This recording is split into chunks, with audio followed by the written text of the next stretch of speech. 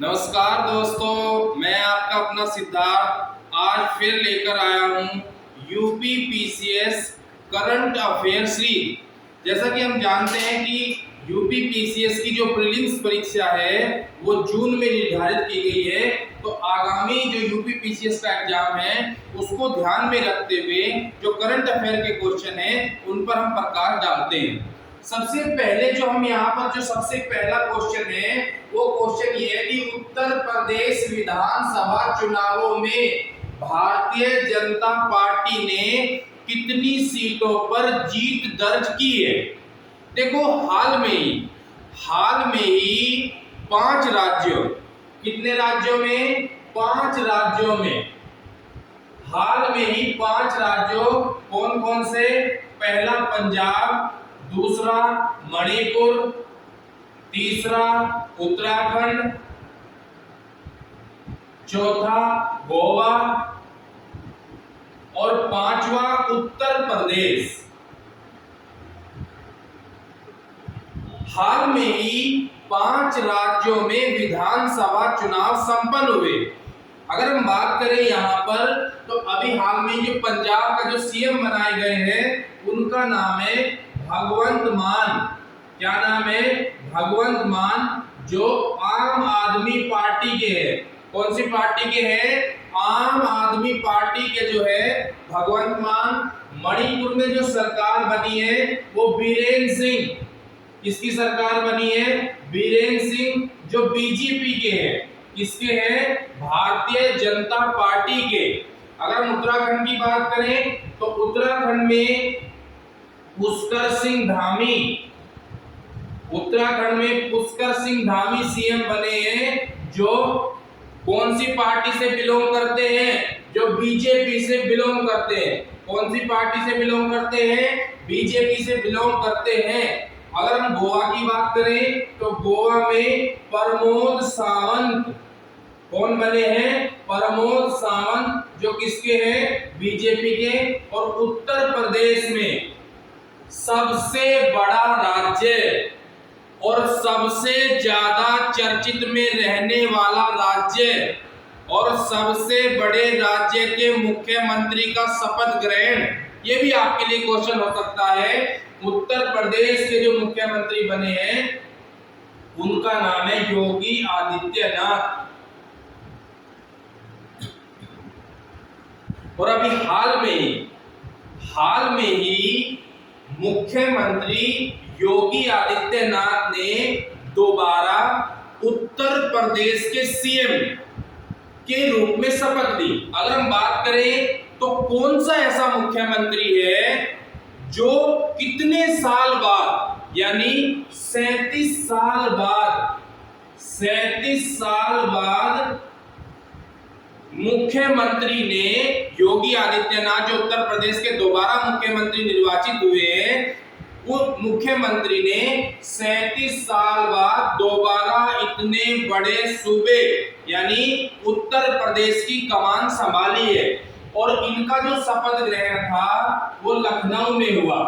कहाँ हुआ? उत्तर प्रदेश की जो राजधानी है वो क्या है? लखनऊ। और लखनऊ का कौन सा स्टेडियम? इकाना स्टेडियम। कौन सा स्टेडियम? इकाना स्टेडियम में इनका शपथ ग्रहण हुआ। देखो, हम यहाँ पर बात करते हैं कि बीजेपी ने, हमारा जो पेपर है वो यूपी पीसी से संबंधित है, तो सबसे ज्यादा जो सवाल बनेंगे वो बनेंगे उत्तर प्रदेश से। तो यहाँ पर अगर हम बात करें तो यहाँ से जो क्वेश्चन बनेंगे, सबसे पहला क्वेश्चन यहाँ पर ये बनेगा कि हाल में ही बीजेपी ने कितनी सीटें उत्तर प्रदेश में जीती हैं? तो 273 सीटें उत्तर प्रदेश में बीजेपी ने जीती हैं, जो पूर्ण बहुमत है। दूसरा, अगर हम बात करें उत्तर प्रदेश विधानसभा की, देखो अगर हम बात करें यहाँ पर तो उत्तर प्रदेश क्या है? उत्तर प्रदेश एक विधान मंडल है। उत्तर प्रदेश क्या है? एक विधान मंडल है। उत्तर प्रदेश एक विधानमंडल है और विधानमंडल उसको कहा जाता है जिसमें विधानसभा होती है यानी निम्न सदन होता है और एक होता है विधान परिषद। एक क्या होता है? विधान परिषद। विधानसभा यानी जिसके मेंबर होते हैं MLA, member of legislative assembly, और विधान परिषद जो होता है वो होता है MLC, member of legislative council. वर्तमान में अगर हम बात करें तो 6 राज्यों में विधान परिषद है। कौन कौन से ऐसे राज्य हैं जिनमें विधान परिषद है? सबसे पहले तो उत्तर प्रदेश आ जाएगा, सबसे पहले उत्तर प्रदेश, दूसरे नंबर पे बिहार, तीसरे नंबर पे कर्नाटक, चौथे नंबर पे महाराष्ट्र, पांचवें नंबर पे तेलंगाना और छठे नंबर पर है आंध्र प्रदेश। यानी जो विधान परिषद है और जिसमें दोनों होते हैं, जिसमें विधानसभा भी होता है और विधान परिषद भी होता है, उसको क्या कहा जाता है? उसको विधानमंडल कहा जाता है। और वर्तमान में 6 राज्यों में क्या है? 6 राज्यों में विधान परिषद है। पहले जम्मू कश्मीर में भी था, लेकिन अब जब जम्मू कश्मीर को यूटी बना दिया गया, यूनियन टेरिटरी बना दिया गया, केंद्र शासित प्रदेश बना दिया गया, तब से 6 राज्यों में विधान परिषद है। सबसे पहला क्वेश्चन यहाँ पर क्या बनेगा? सबसे पहला क्वेश्चन बनेगा कि कितनी सीटें हैं, कितनी सीटें बीजेपी ने प्राप्त की हैं? तो 273 सीटें बीजेपी ने प्राप्त की हैं। दूसरा क्वेश्चन यहाँ पर क्या बनेगा कि वर्तमान में उत्तर प्रदेश की विधानसभा में कितनी महिलाएं निर्वाचित होकर आई हैं? तो कितनी महिलाएं आई हैं? 47 महिलाएं। कितनी महिलाएं आई हैं? 47 महिलाओं ने उत्तर प्रदेश विधानसभा यानी महिला विधायक बनी है। क्या बनी है? महिला विधायक।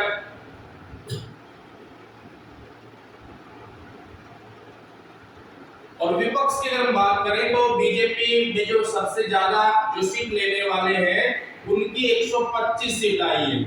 कितनी सीट आई है? 125 सीट आई है। यानी समाजवादी पार्टी, कौन सी पार्टी? समाजवादी पार्टी। और समाजवादी जो पार्टी है वो उसके जो राष्ट्रीय अध्यक्ष हैं उनका नाम है अखिलेश यादव। यानी 2012 से 2017 तक उत्तर प्रदेश के जो मुख्यमंत्री रहे हैं उनका नाम अखिलेश यादव है। कई बार आपसे ये क्वेश्चन भी पूछ लेता है कि ऐसा कौन से सीएम है? अगर हम उत्तराखंड से पहले की बात करें तो नारायण दत्त तिवारी का भी कार्यकाल 2 बार पूरा हुआ था, लेकिन अगर इनका कार्यकाल पूरा हो जाता है तो ये भी यानी योगी आदित्यनाथ भी छठे ऐसे सीएम होंगे जिन्होंने अपने 2 कार्यकाल पूरे किए हैं। तो पहला क्वेश्चन हो गया। दूसरे क्वेश्चन की यहाँ पर हम बात करते हैं। ये जो हमारा है आगामी जो यूपी पीसीएस का एग्जाम है 12 जून को, उसको ध्यान में रखकर तैयार किया गया है।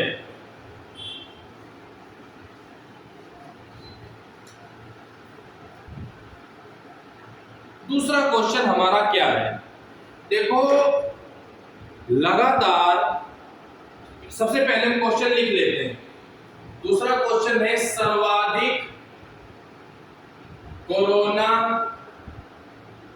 जांच व टीकाकरण करने वाला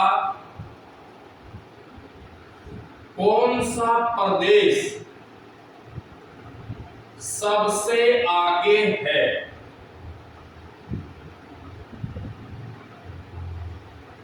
सर्वाधिक जांच और टीकाकरण करने वाला कौन सा ऐसा प्रदेश है जो सबसे आगे है?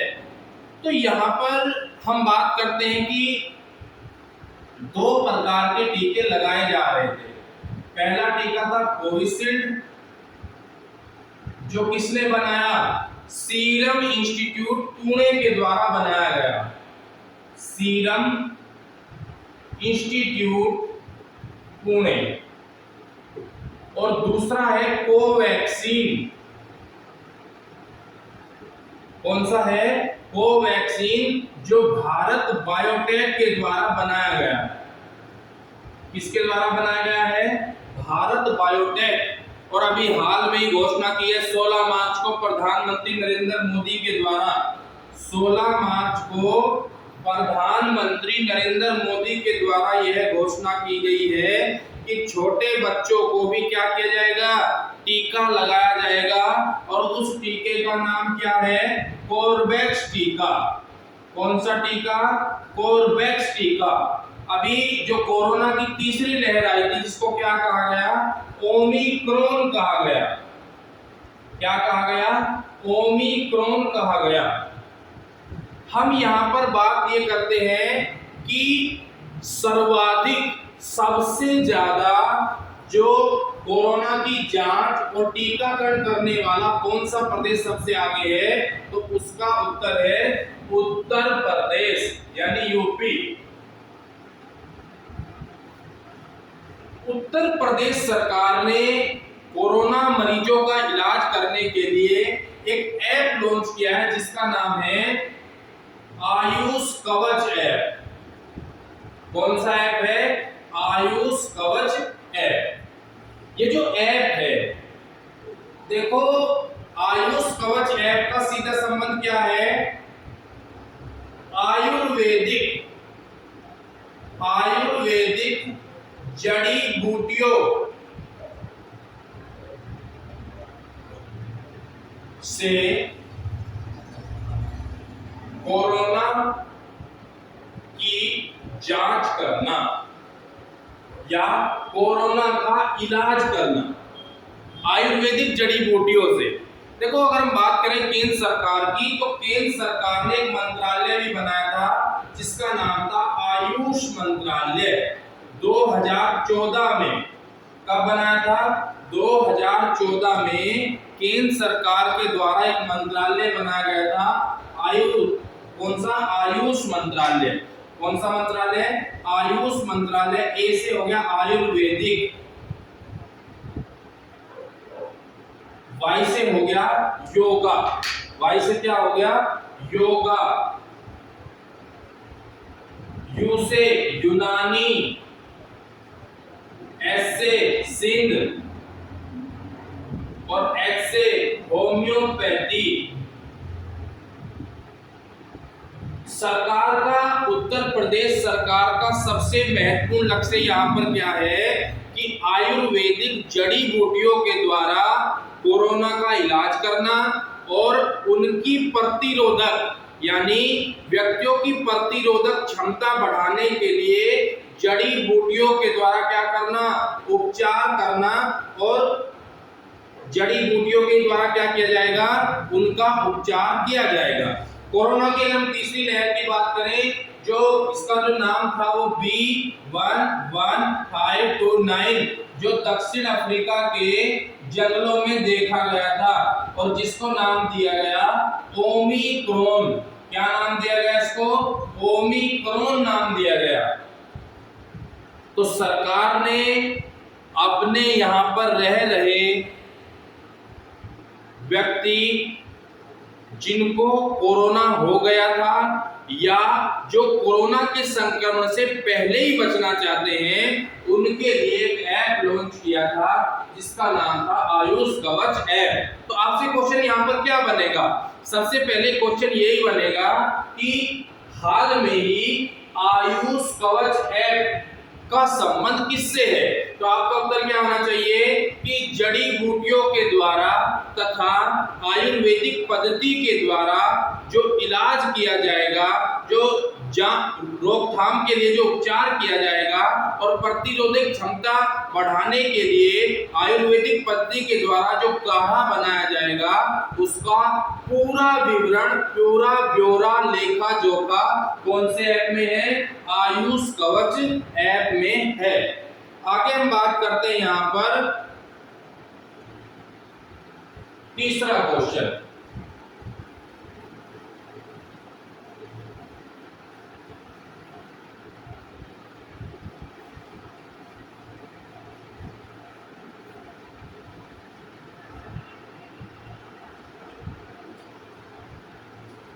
तीसरा क्वेश्चन क्या है? तीसरा क्वेश्चन है चीनी मिल में गेहूं, मक्का, चीनी मिल में गेहूं, मक्का, चावल से एथेनॉल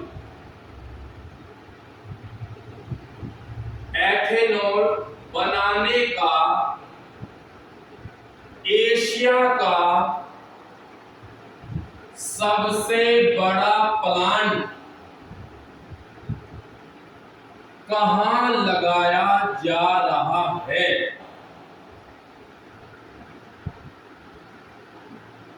क्वेश्चन क्या है?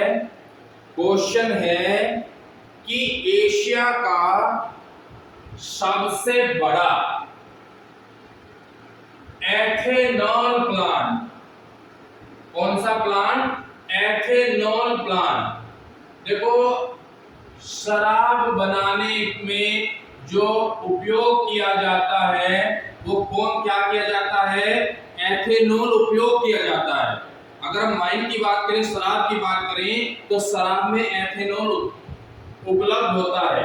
दूसरा, अगर यहाँ पर बात करें तो जो आपकी एंटीसेप्टिक दवाई है,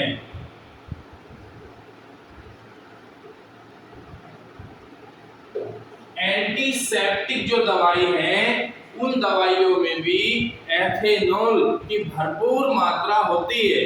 एशिया का सबसे बड़ा प्लांट जो लगाया जाएगा वो लगाया जाएगा गोंडा में, गोंडा जिले में। कौन से जिले में लगाया जाएगा? गोंडा जिले में एथेनॉल प्लांट लगाया जाएगा। यहां पर अगर हम बात करें तो इसकी जो लागत होगी वो होगी 450 करोड़। और अगर हम बात करें यहाँ पर जो गन्ने की बात है, किससे बने गए? गन्ने से। देखो, गन्ना जो होता है उस पे FRP मूल्य होता है। कौन सा मूल्य होता है गन्ने पे? FRP मूल्य।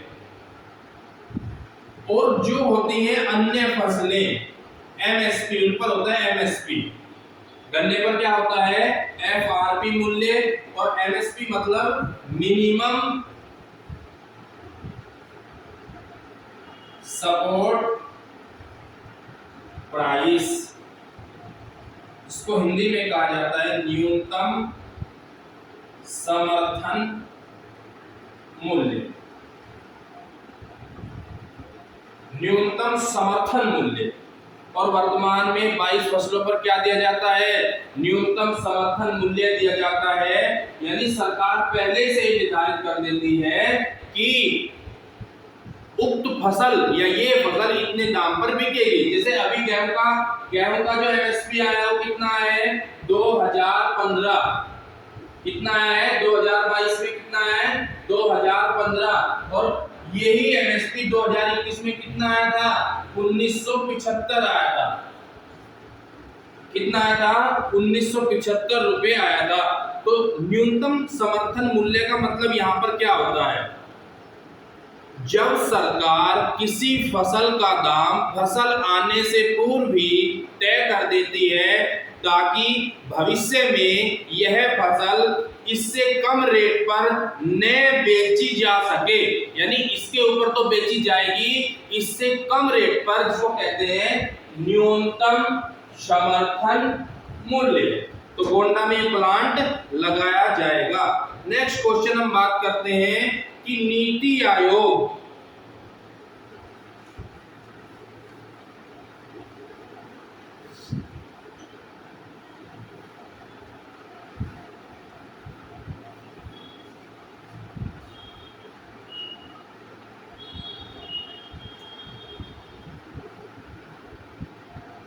क्वेश्चन है नीति आयोग।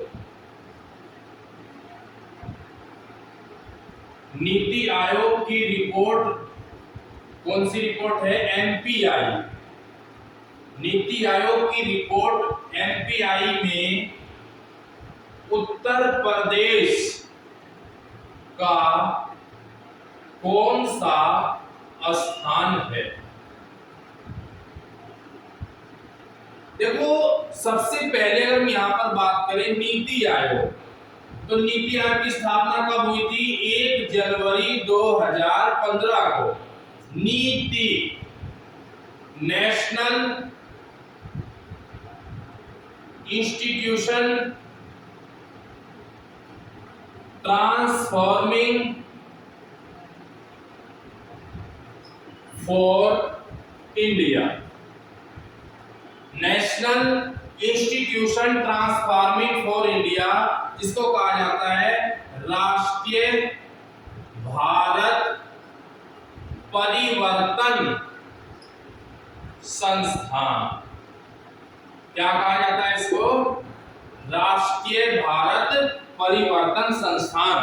देखो जब हमारा देश आजाद हुआ था, कब हुआ था हमारा देश आजाद? 1947 में। और हमारा जो गणतंत्र था वो लागू हुआ था 26 जनवरी 1950 को हमारा संविधान लागू हुआ था। तो लागू होने के बाद हमें एक ऐसे आयोग की जरूरत पड़ी, हमें एक ऐसे आयोग की आवश्यकता महसूस हुई जो क्या कर सकता है? जो योजनाएं बनाए। और इसी के लिए हमने 15 मार्च, कब बनाया था? 15 मार्च 1950 को एक आयोग बनाया था जिसका नाम था योजना आयोग। कौन सा आयोग था? योजना आयोग। कब बनाया था? 15 मार्च सन 1950 को। योजना आयोग ने अब तक 12 पंचवर्षीय योजना चलाई थी 2017 तक, लेकिन योजना आयोग का ही जो स्थान लिया है वो किसने लिया है? नीति आयोग ने लिया है। यानी योजना आयोग के स्थान पर कौन आया है? वो आया है नीति आयोग। तो नीति आयोग ने एक रिपोर्ट निकाली, जिस रिपोर्ट का नाम क्या है? मल्टी डायमेंशनल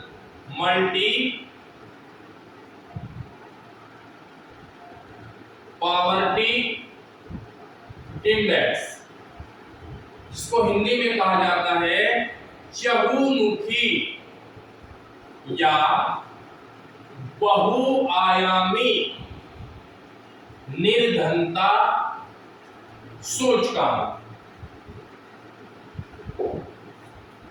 चहुमुखी बहुआयामी निर्धनता सूचकांक यानी एमपीआई। और इसमें भारत का कौन सा स्थान है? यानी राज्यों में उत्तर है तीसरा स्थान। तीसरे स्थान पर कौन है? अपना यूपी यानी उत्तर प्रदेश। अब चहुमुखी निर्धनता की बात की गई है, तो इसमें सबसे पहली रैंक पर कौन है? तो सबसे पहली रैंक पर है बिहार। यानी बिहार में गरीबी ज्यादा देखी गई। चहुमुखी का है चारों तरफ से गरीबी, शिक्षा नहीं मिल पा रही है, भोजन की उपलब्धता नहीं हो रही है, यानी रोटी नहीं मिल पा रही है, कपड़ा उनके पास नहीं है, मकान उनके पास नहीं है, उत्तम स्वास्थ्य उनका नहीं है, क्रय शक्ति क्षमता उनकी नहीं है, जीने की उम्र उनकी नहीं है, वो लगातार कुपोषण का शिकार हो रहे हैं। चारों तरफ से क्या है? चारों तरफ से वो निर्धन है। इसको इसलिए कहा जाता है कि चहुमुखी। और इसमें उत्तर प्रदेश ने कौन सी रैंक हासिल की है? इसमें उत्तर प्रदेश ने तीसरी रैंक हासिल की है। आपसे पूछ लेगा कि नीति आयोग की रिपोर्ट में एमपीआई जो रिपोर्ट निकली इसमें कौन पहले स्थान पर है? तो पहले स्थान पर है बिहार। जिया हो बिहार के लाला। तो कौन है पहला? बिहार। दूसरे स्थान पर कौन है? झारखंड। और तीसरे स्थान पर है उत्तर प्रदेश। देखो अगर हम भारत के संदर्भ में बात करें तो भारत में गरीबी विद्यमान है जिसका नाम है निरपेक्ष गरीबी। कौन सी गरीबी? निरपेक्ष गरीबी, जिसको कहा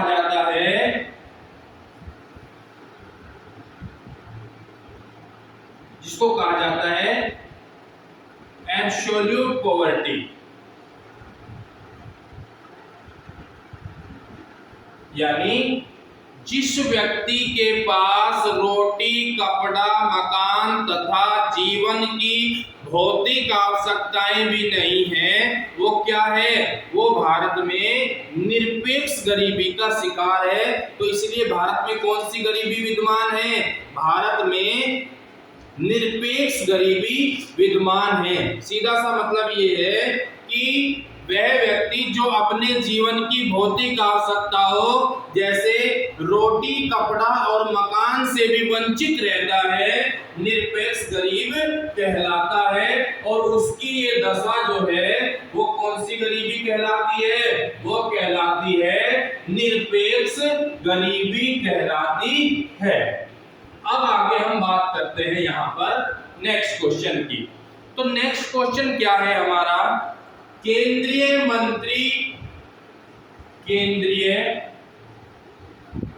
गृह मंत्री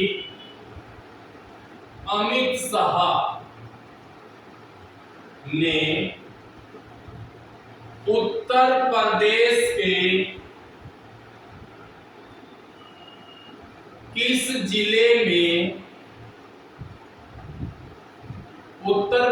के किस जिले में शाकुंभरी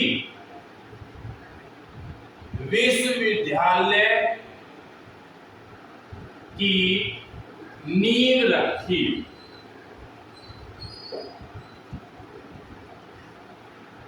क्वेश्चन यहां पर क्या है?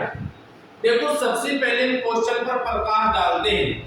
केंद्रीय गृह मंत्री अमित शाह ने उत्तर प्रदेश के किस जिले में शाकुंभरी विश्वविद्यालय की नींव रखी?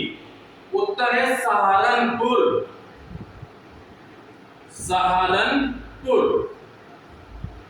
अगर हम पश्चिमी उत्तर प्रदेश की बात करें तो पश्चिमी उत्तर प्रदेश का सबसे अंतिम जिला कौन सा है?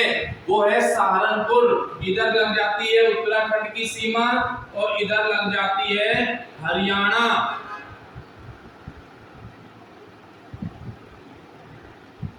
सहारनपुर किस चीज के लिए विख्यात है?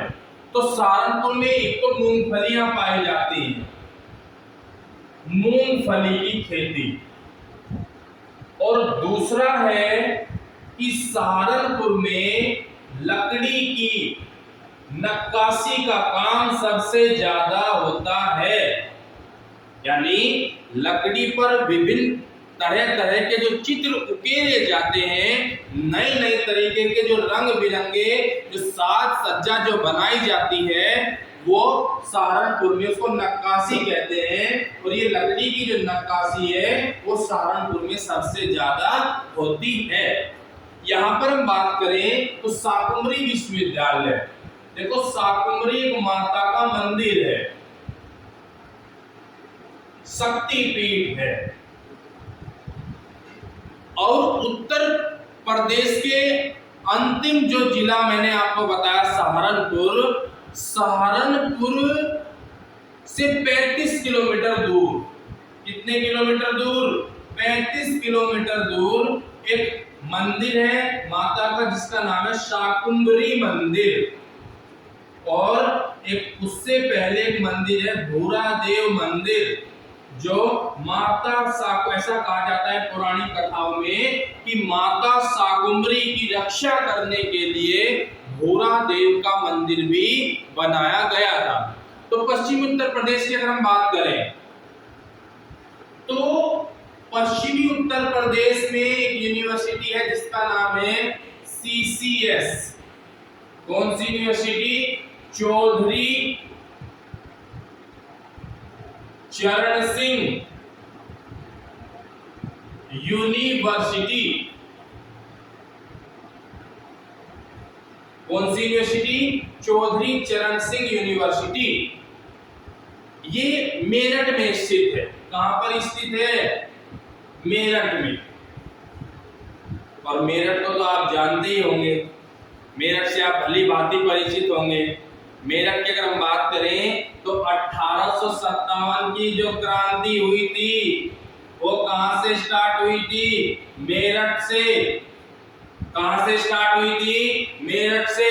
उत्तर प्रदेश में जो सबसे ज्यादा खेल का सामान मिलता है वो कहां से मिलता है? वो मिलता है मेरठ में। कहां मिलता है? मेरठ में।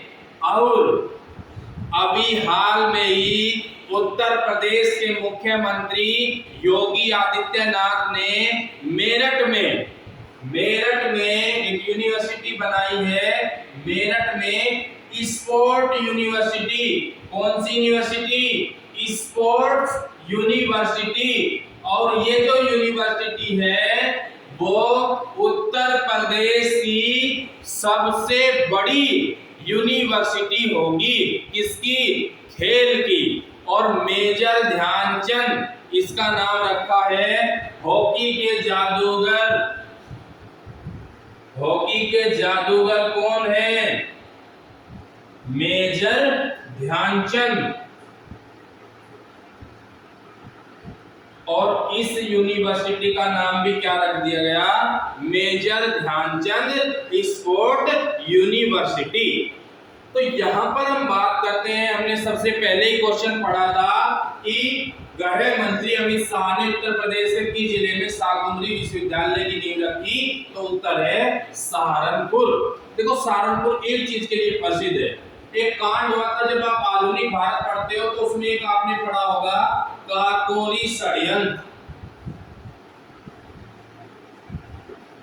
अशफाक उल्लाह खां, राजेंद्र लाड़ी, राम प्रसाद बिस्मिल, रोशन सिंह, जिनको फांसी दे दी गई थी। सरफरोशी की तमन्ना अब हमारे दिल में है और देखना है जोर कितना बाजुए का दिल में है।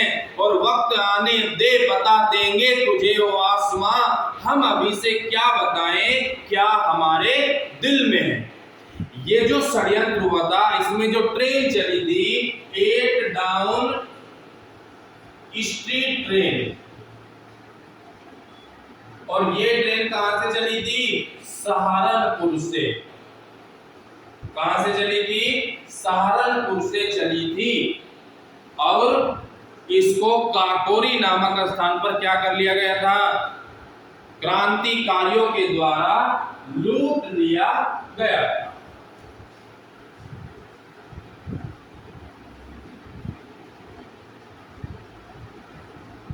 अब हम आगे बात करते हैं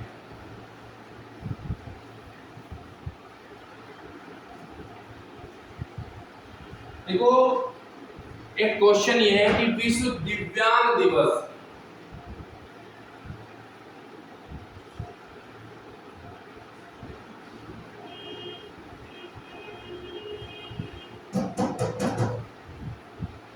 कब मनाया जाता है?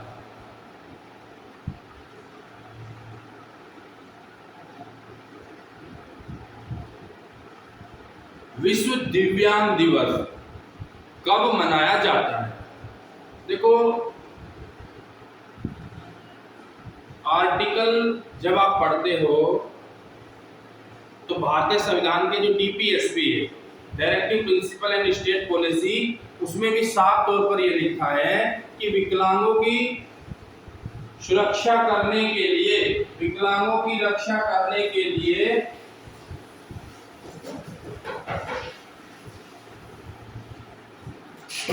विकलांगों की रक्षा करने के लिए और उनका एक नया नाम दिया गया जिसका नाम है दिव्यांग। 3 दिसंबर को कब मनाया जाता है? 3 दिसंबर को कब मनाया जाता है? 3 दिसंबर को मनाया जाता है। कब मनाया जाता है? 3 दिसंबर को विकलांग दिवस मनाया जाता है। अगर हम दिसंबर की बात करें तो 1 दिसंबर को क्या मनाया जाता है? 1 दिसंबर को मनाया जाता है एड्स दिवस। क्या मनाया जाता है? एड्स दिवस। एक्वायर्ड इम्यूनोडिफिशियंसी सिंड्रोम, इसको हिंदी में कहा जाता है उपार्जित प्रतिरक्षा अपूर्णता संलक्षण, यानी एड्स के बारे में लोगों को जागरूक करने के लिए। और जो इसका वायरस होता है इसका नाम क्या होता है? HIV। क्या नाम होता है? HIV। दूसरा अगर हम इसी की बात करें तो 4 दिसंबर नौसेना दिवस, नेवी डे। 4 दिसंबर कौन सा डे है? नेवी डे मनाया जाता है। और 23 दिसंबर कौन सा दिसंबर? 23 दिसंबर किसान दिवस। कौन सा दिवस? किसान दिवस। और किसान घाट भी है। किसान घाट कहां स्थित है? नई दिल्ली में स्थित है। कहां पर स्थित है? नई दिल्ली में स्थित है। चौधरी चरण सिंह, जिन्हें जो भारत के प्रधानमंत्री रहे हैं, जिन्हें किसानों का क्या कहा जाता था? पितामह कहा जाता था, मसीहा कहा जाता था, जो किसकी लड़ाई लड़ते थे? किसानों की लड़ाई लड़ते थे। उनके जो पुत्र थे अजीत सिंह, और उनके जो पौत्र हैं, जिनका नाम अभी आपने गाना सुना होगा, यूपी में बड़ा चल रहा था चुनाव में, आरएलडी आई रे। तो सपा का और आरएलडी का जो गठबंधन हुआ था, इनकी पार्टी का नाम क्या था? आरएलडी, राष्ट्रीय लोकदल पार्टी। कौन सी पार्टी? आरएलडी, राष्ट्रीय लोकदल पार्टी। उसके बाद हम बात करते हैं 25 दिसंबर की। तो इसको मनाया जाता है सुशासन दिवस। कौन सा शासन दिवस? सुशासन दिवस। और ये किसको मनाता है? अटल बिहारी वाजपेयी की जयंती है।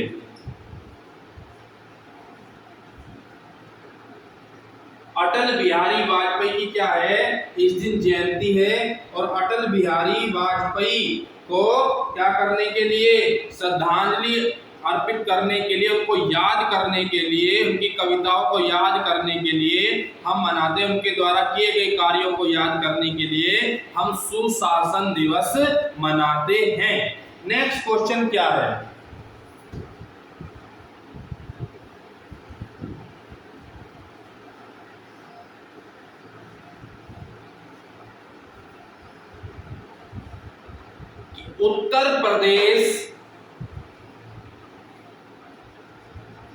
उत्तर प्रदेश किसानों को मुफ्त में बिजली देने वाला कौन सा राज्य होगा? अभी हाल में ही आपने विधानसभा का जो चुनाव हुआ उत्तर प्रदेश में, देखो सबसे ज्यादा जो पॉपुलर जो इलेक्शन है या सबसे ज्यादा जो हाईलाइट इलेक्शन है वो कौन सा है? उत्तर प्रदेश का है। क्योंकि उत्तर प्रदेश ही भारत का प्रधानमंत्री तय करता है और उत्तर प्रदेश ही भारत का राष्ट्रपति तय करता है। क्योंकि सबसे ज्यादा एमएलए किसके पास है? उत्तर प्रदेश के पास है। और राष्ट्रपति के चुनाव में एमएलए भाग लेते हैं और उनकी वोट की जो वैल्यू होती है, जब आप पढ़ोगे पॉलिटी में, तो सबसे ज्यादा उत्तर प्रदेश में ही होती है। दूसरा 80 लोकसभा सीटें, प्रधानमंत्री भी तय कहां से होता है? उत्तर प्रदेश से होता है। और सूबे का सबसे बड़ा राज्य है, दिल्ली से बिल्कुल सटा हुआ इलाका है, इसलिए केंद्र में बीजेपी की सरकार है। तो सबसे चुनौतीपूर्ण कार्य क्या था? उत्तर प्रदेश को जीतना। केंद्रीय गृह मंत्री अमित शाह ने जाके देखा होगा, आपने घर घर पर्चे बांटे। जेपी नड्डा जो बीजेपी के राष्ट्रीय अध्यक्ष हैं, उन्होंने भी क्या किया था? घर घर जाकर पर्चे बांटे और अपने जितने भी वॉलंटियर थे, अपने जितने भी कार्यकर्ता थे, सबकी ड्यूटी कहां पर लगा दी? उत्तर प्रदेश में। मेन जो फोकस था, मुख्य जो लक्ष्य था, वो कौन सा था? उत्तर प्रदेश था। और तरह तरह की पार्टियों ने, आरएलडी हो, कांग्रेस हो, बीजेपी हो, सपा हो, आम आदमी हो, सारी पार्टियों ने अपने अपने लोक लुभावने वादों से मतदाताओं को अपनी ओर आकर्षित किया था। किसी ने कहा हम आपको फ्री स्कूटी देंगे, किसी ने कहा हम आपकी 300 यूनिट बिजली मुक्त कर देंगे, किसी ने कहा कि हम आपका एजुकेशन सेक्टर, किसी ने कहा हम आपका इंफ्रास्ट्रक्चर कर देंगे, और किसी ने कहा कि हम राम का मंदिर बना देंगे। जो राम को लाए हैं हम उनको लाएंगे और यूपी में फिर से हम भगवा लहराएंगे। ये किसने कहा था? ये कहा था बीजेपी ने। और बीजेपी ने एक वादा और किया था। बीजेपी ने कहा था कि हम सिंचाई के लिए हम क्या देंगे? मुफ्त बिजली देंगे। क्या देंगे? मुफ्त बिजली देंगे। कहां पर? उत्तर प्रदेश में। तो इससे पहले हम बात करें तो ऐसे कौन कौन से राज्य हैं जहां पर मुफ्त बिजली? कर्नाटक, पंजाब, तमिलनाडु, आंध्र प्रदेश और तेलंगाना।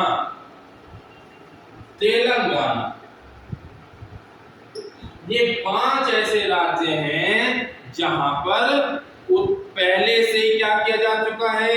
पहले से ही मुफ्त बिजली देने की घोषणा की जा चुकी है। आपसे क्वेश्चन यहां पर भी बन सकता है कि ऐसे कौन से राज्य हैं जहां पर 10 पैसे प्रति यूनिट बिजली दी जाती है। तो एक तो आपका बगल का ही राज्य है हरियाणा, और एक है पुदुचेरी, जहां पर 10 पैसे प्रति यूनिट।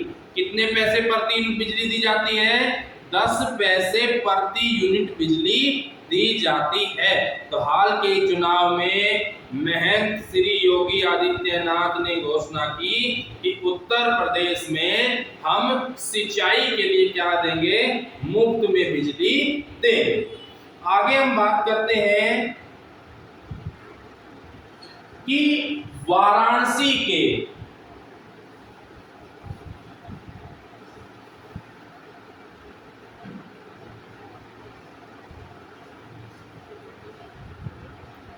नेक्स्ट क्वेश्चन हमारा क्या है कि वाराणसी के किस घाट को नमो घाट से जाना जाएगा? नमो घाट, नरेंद्र मोदी घाट, या नमस्कार मुद्रा में घाट बनेगा। ये कौन सी मुद्रा में? नमस्कार मुद्रा में। और इसकी जो ऊंचाई होगी तो कितनी होगी? 75 फीट होगी। कितनी होगी? इसकी जो ऊंचाई होगी वो होगी 75 फीट। और ये कौन सा घाट है? इसका नाम है खिड़किया घाट। कौन सा घाट है? खिड़किया घाट। और खिड़किया घाट को किस नाम से जाना जाएगा? ये जाना जाएगा नमो घाट। वाराणसी जिसको काशी भी कहा जाता है, अयोध्या तो बना दी है। किसकी बारी है? काशी की बारी है। BHU बनारस हिंदू यूनिवर्सिटी कहां पर स्थित है?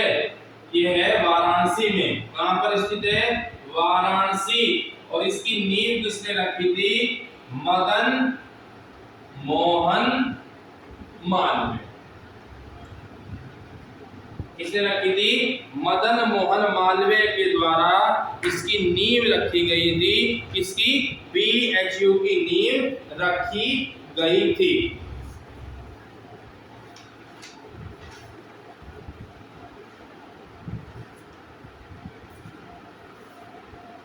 आगे हम बात करते हैं नेक्स्ट क्वेश्चन की। नेक्स्ट क्वेश्चन यहां पर क्या है? अभी हाल में ही उत्तर प्रदेश में विधानसभा के चुनाव हुए, तो सबसे ज्यादा जो क्वेश्चन पूछे जाएंगे वो कहां से पूछे जाएंगे? विधानसभा चुनाव से क्वेश्चन पूछे जाएंगे। इसमें एक क्वेश्चन ये है कि उत्तर प्रदेश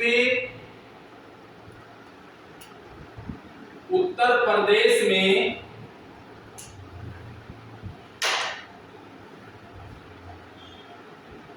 जो चुनाव हुए तो किस शहर में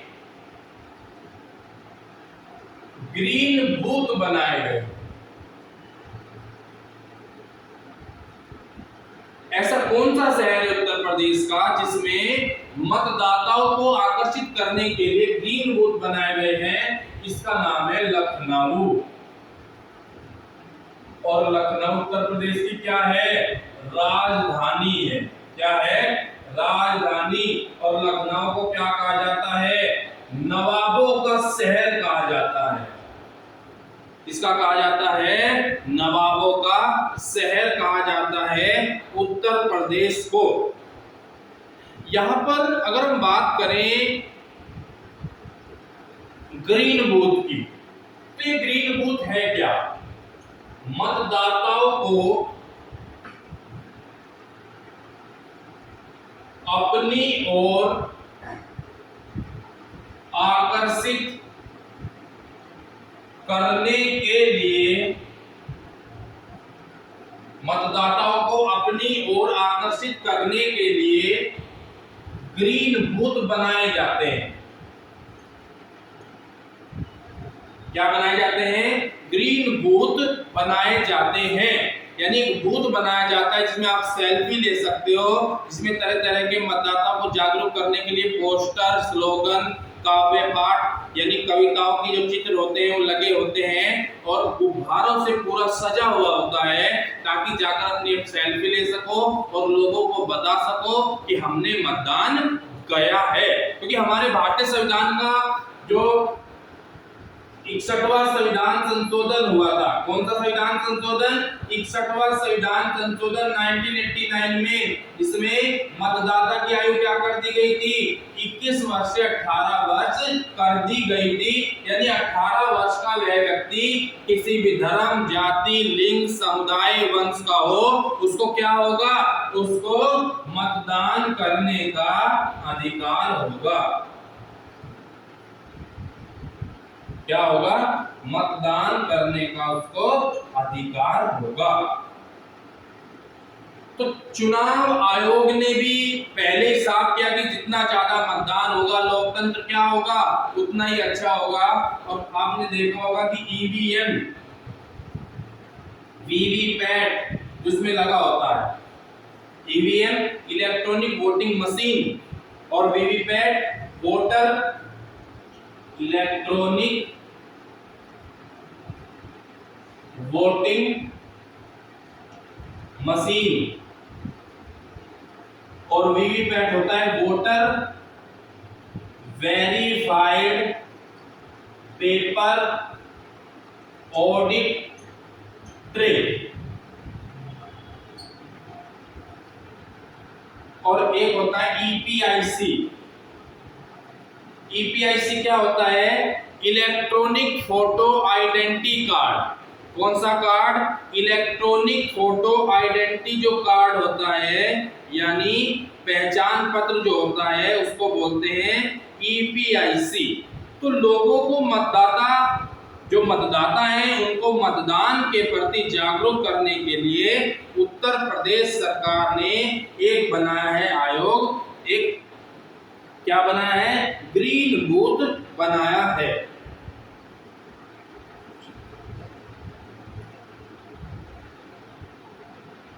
अब अगला क्वेश्चन पढ़ते हैं।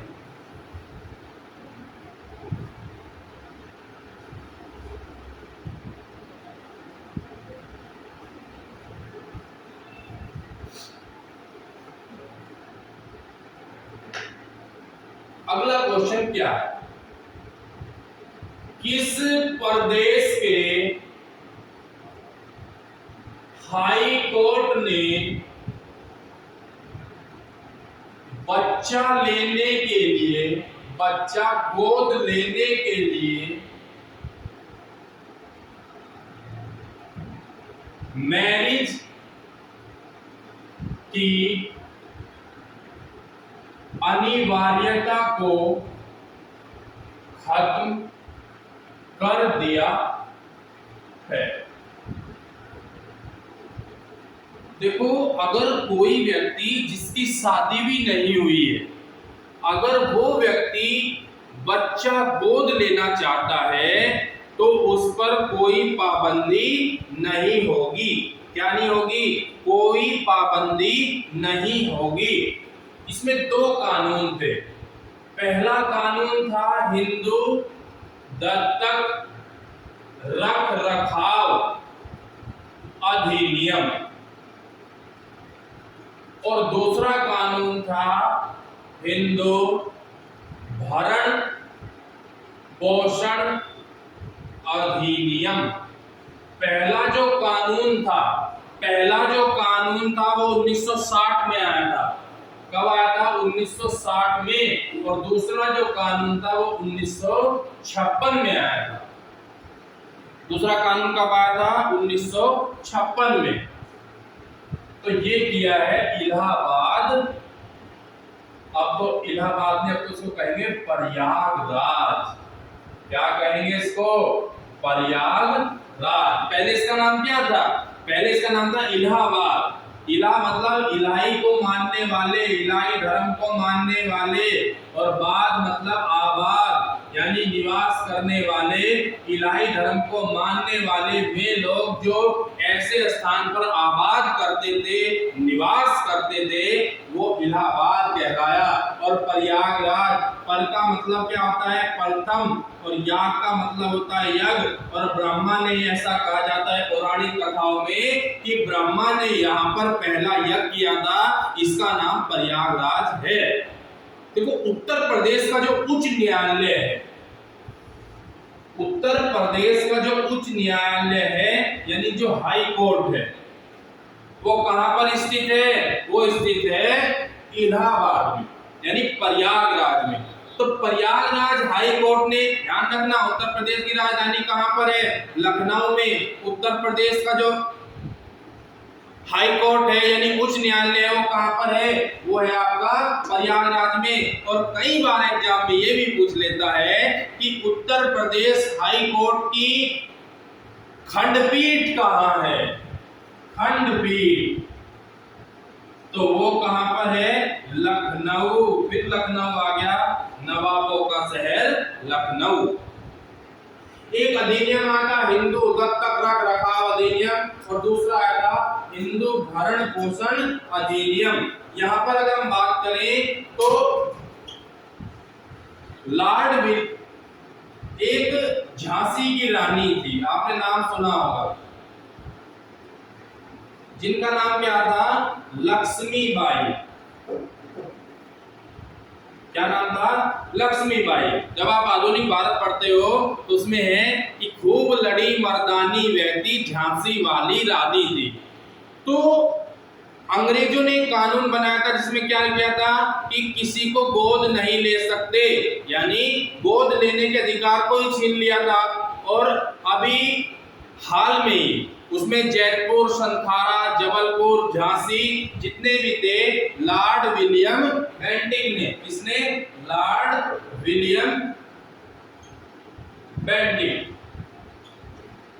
कि कोई भी गोद नहीं ले सकता। लेकिन इलाहाबाद हाई कोर्ट ने साफ तौर पर कह दिया है कि इलाहाबाद हाई कोर्ट ने साफ तौर पर यह कह दिया है कि अब ऐसी कोई शर्त नहीं है कि विवाहित ही बच्चे को गोद ले सकेंगे, कोई भी क्या कर सकता है? बच्चे को गोद ले सकेगा।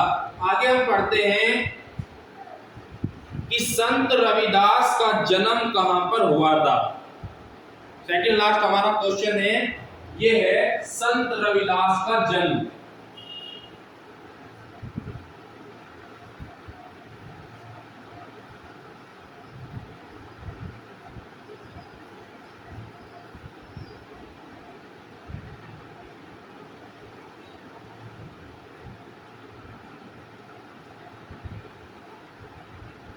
संत रविदास का जन्म कहां पर हुआ था?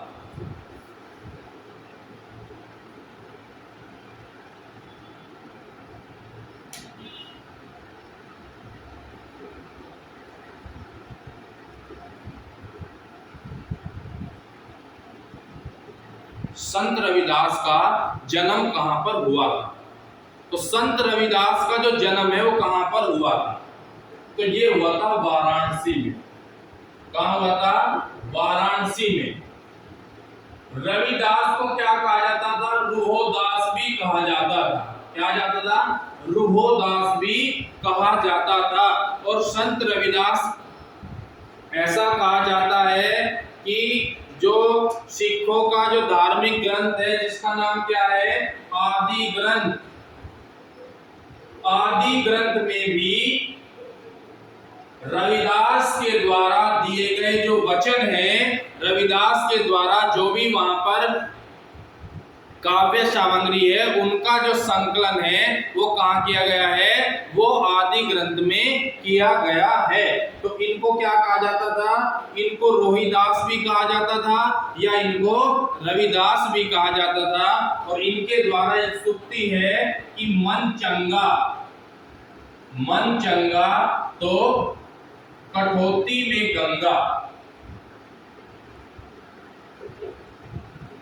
मन चंगा तो कठौती में गंगा, इनके द्वारा ये बात कही गई। लास्ट हम क्वेश्चन पढ़ते हैं इसमें कि किस शहर में, उत्तर प्रदेश के किस शहर में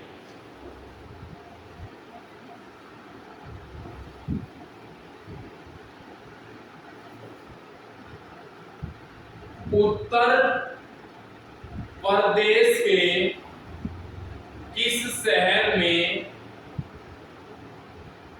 कुत्तों के लिए सौदागृह खोला गया?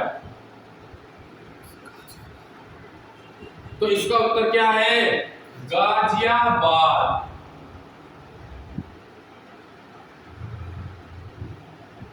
क्या नाम है इसका? गाजियाबाद। गाजियाबाद में क्या किया गया कि गाजियाबाद में एक सौदागृह खोला गया। जो किसके लिए खोला गया? जो खोला गया कुत्तों को दफनाने के लिए। जो पालतू कुत्ते हैं, पालतू कुत्तों को दफनाने के लिए सरकार के द्वारा एक सौदागृह खोला गया जिसमें 500 रुपए में क्या कर सकते हो?